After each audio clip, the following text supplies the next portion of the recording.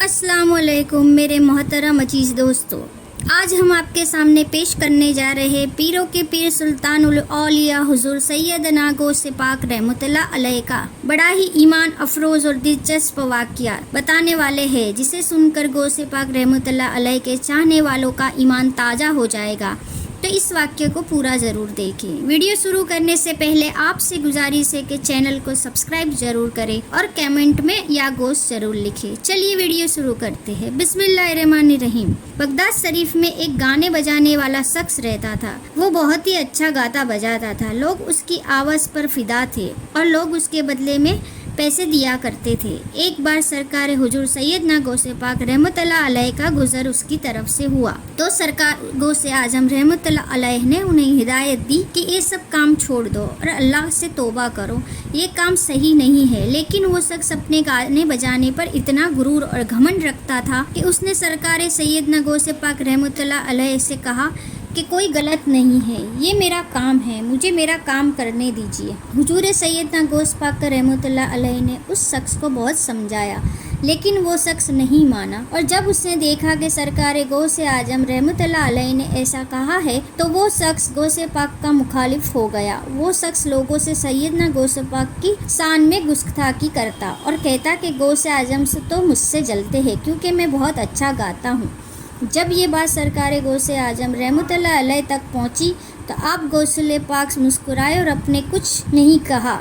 جیسے جیسے اس شخص کی عمر بڑھتی گئی اور وہ بوڑھا ہونے لگا تو اب اس کی مقبولیت کم ہو گئی اور اب اسے چھوڑ کر لوگ دوسرے گانے بجانے والے کے پاس جانے لگے۔ اس بات سے اس کا دل ٹوٹ گیا اور پھر اس نے وہ شہر ہی چھوڑ دیا اور جا کر ایک قبرستان کے پاس رہنے لگا، اور اس نے یہ ارادہ کر لیا کہ میں اپنا گانا مردوں کو ہی سناؤں گا۔ اللہ اکبر! کہ اس نے قبرستان میں ہی رہنے کا مکمل ارادہ کر لیا اور وہیں گاتا بجاتا رہا۔ ایک دن وہ شخص اپنے کام میں مصروف تھا۔ ایک قبر سے آواز آئی، اے شخص، تو کب تک مردوں کو اپنا گانا سناتا رہے گا؟ اب خدا کی طرف پلٹ جا۔ یہ سنتے ہی اس شخص کا عجیب سا حال ہو گیا۔ اس کے بعد وہ شخص اللہ کی بارگاہ میں دعا کرنے لگا اور اللہ سے اپنی بخشش کی دعا مانگنے لگا۔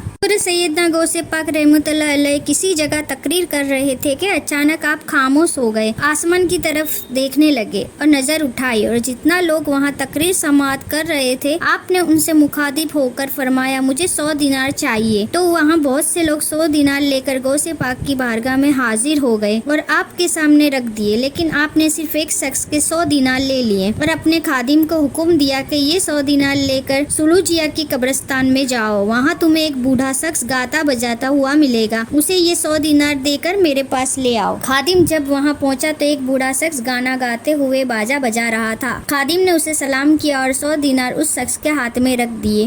وہ بوڑھا تیز آواز میں کچھ کہتے ہوئے بے ہوش ہو گیا۔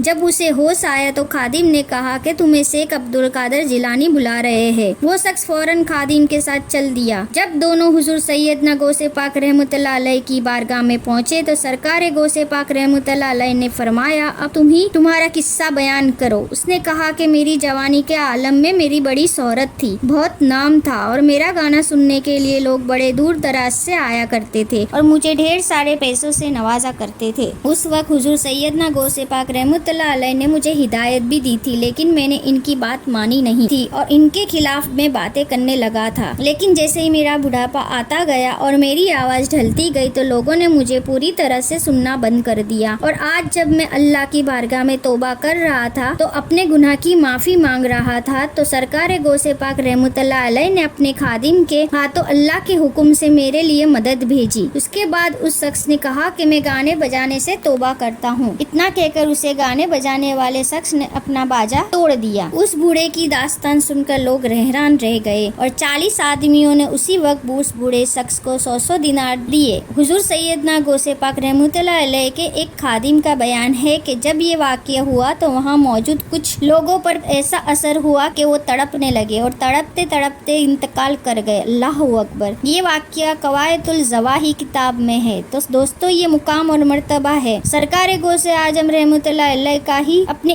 کس طرح سے لوگوں کی ہدایت دی ہے اور لوگوں کو صحیح راستہ دکھایا ہے۔ غوث پاک رحمۃ اللہ علیہ نے اپنی زندگی میں بہت بڑے بڑے کرامت دکھائے ہیں۔ واقعی سرکار غوث رحمۃ اللہ علیہ کی شان نرالی ہے۔